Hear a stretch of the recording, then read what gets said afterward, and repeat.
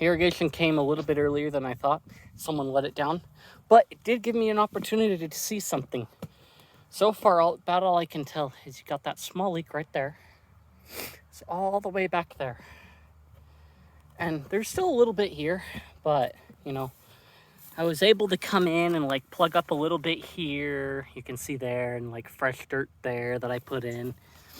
Where did I get the dirt clods? Well, we had some, dirt left over from putting in maple trees. And that was kind of handy. It's wet now, but it wasn't when I did it like a few minutes ago. Water's had time to kind of like hunker over, which is convenient because got all the nice trees here and the water just kind of like pours over where we don't have it shored up. So it's easy watering, so the maple trees will get plenty of water to grow with. But other than that, I think for the most part, I couldn't quite find any other spots. You can see like right there, that dirt clot is a fresh one that I put in there too. And there's still a little bit of trickling. I mean, you've got this bit here, had to stick in here because it was leaking through here. And again, it's just one of those things. You've got to try and get it early. Just like anything else. The earlier you can get it, the better. Like some people that like to wait and hide it and not acknowledge it. Yes, it may take time to like plug in all your holes, or you've got the leaks and stuff. But when you try and get it done and put effort into trying to do it, yeah, some people aren't going to quite like you and think you're going to do it wrong. But if you can at least put patches in to make it work in the interim while you wait to do the overhaul. I mean, just think about it. When the OpenBSD team went and did LibreSSL, it was, I think, an OpenSSL hole or vulnerability that there was that kind of inspired them. It was kind of hidden away where no one else knew about it. And then they just went in, like opened up the source code and did a whole overhaul, which I need to do right in here still, and add more dirt in and do it themselves. So they forked OpenSSL, patched the hole where it needed it, and then here's LibreSSL before our eyes. And I haven't quite found a good package. Maybe I've looked a couple times on Artix, but I may implement LibreSSL over OpenSSL. Anyway, but yeah, you can see here too that like, yeah, once you get like the big stuff done, then it'll make the rest of the stuff down the line easier to work with, because you can see there's the water there, there's the water there. You kind of get the major thing out of the way, and then you can get down the line done out the way. Because if you go upstream and you work it out upstream, then you couldn't go downstream, and it'll be easier to work with downstream because, yeah, downstream from upstream. So you get to see what was affected downstream from the upstream thing, because the upstream thing had a lot of things in it and left a lot of holes that left a lot of things downstream vulnerable. And then you get to see the base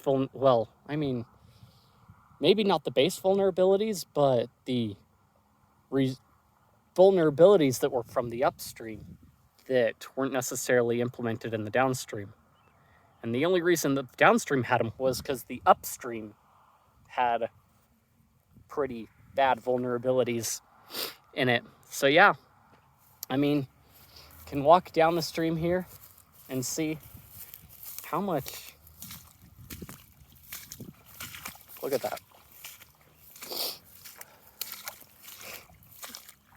That's good and wet. Look at that. These trees are going to be nice and growing better than some of the other trees that we've had because of that. I mean, sometimes vulnerabilities can result in, certain weaknesses can result in good things. feeding other things. You know, take your weaknesses and turn them into strengths, something like that.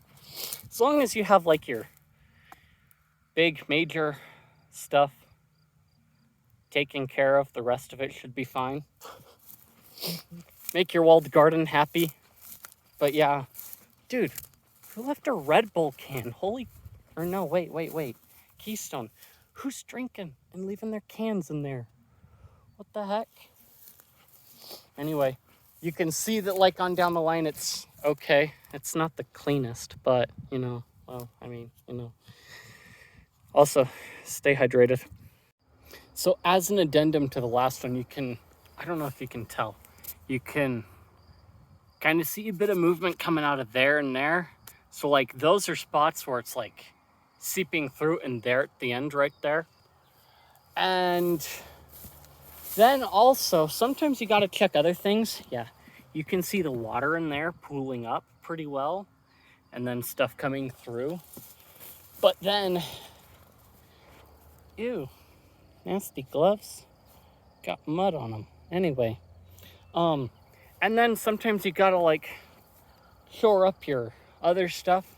Because like this maple tree fell over with all the wind and hail. Because we just got hail and it kind of like trashed some of the plants that we have planted.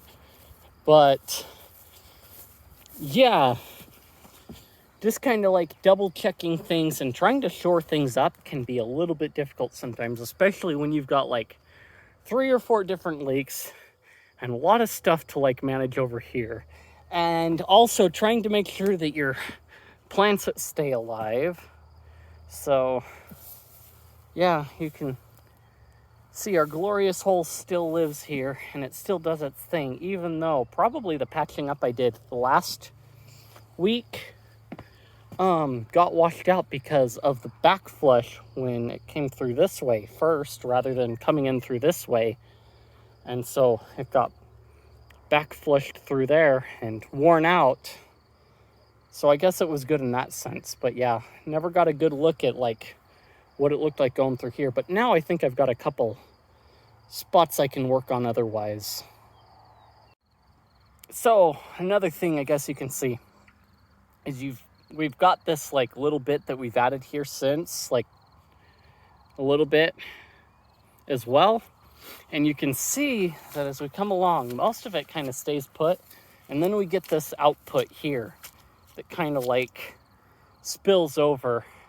Kind of, I think, does the same thing on the other side. But it's not as pronounced as over here. We need to patch that bit up too. Because it waters the neighbors pretty well in. Oh, but yeah. Kind of good and bad all around. No, I don't think that's the worst back there. Kind of does a little bit here, so just a little bit of buildup. Kind of really, really good flow though.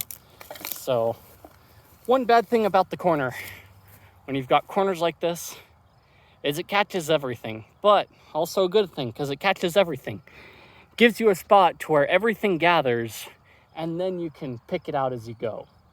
So yeah, obviously a little bit higher up here, doesn't quite seep out as much this way, but we haven't quite cut down all the stuff down there to like clear it out that way. If you enjoyed the video, then like, comment, subscribe, feed the algorithm, boost the video up, share this video with your friends. If you found it informative or you just want to chat, I've got plenty of places in the description, Discord, Guilded, and what have you. Check those out, and I will see you guys in the next one.